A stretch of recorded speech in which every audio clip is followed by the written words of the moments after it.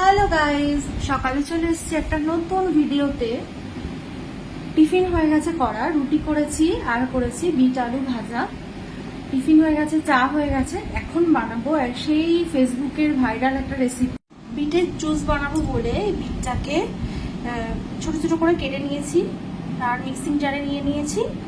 এবার লাগবে আমাদের লেবু, এটাকে আমরা ভালো করে ব্লেন্ড করে নিয়েছি, সাথে একটুখানি অল্প একটু আদা ফ্লেভারের জন্য অ্যাড করেছি।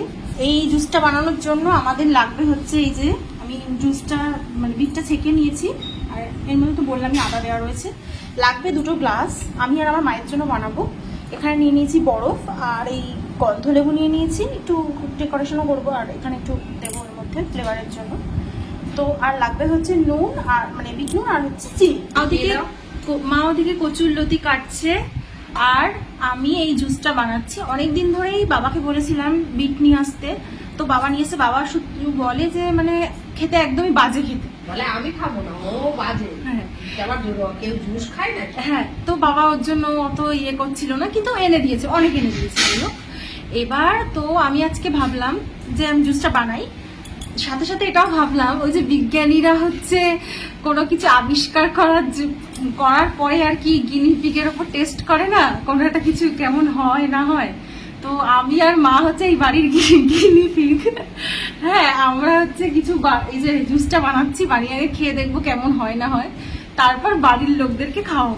দুটোর মধ্যে দিয়ে দিয়েছি বরফ আর এই জুসটা দিয়ে দেবো,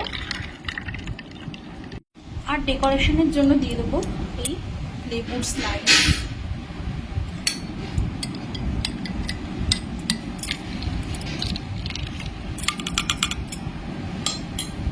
সরে দিই আমাদের জুসটা, এবার খেয়ে নিই।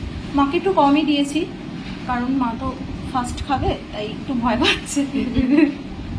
মা, এনজয় ইউর ড্রিঙ্ক। এ যদি ভালো না লাগে বাবা দেখেই তো ভয় লাগছে। এই যে আমারটা দেখেই তো ভয় লাগছে।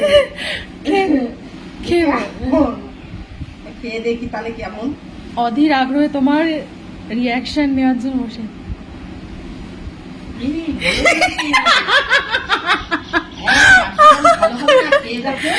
আমি তো ওই জন্যই বললাম, তোমরা তো মুখ এই না গো, ভাল লাগছে। ঠিক আছে তাহলে একটু দিয়ে আসো। হ্যাঁ হ্যাঁ দিচ্ছি। ও তো খেতে চায় না।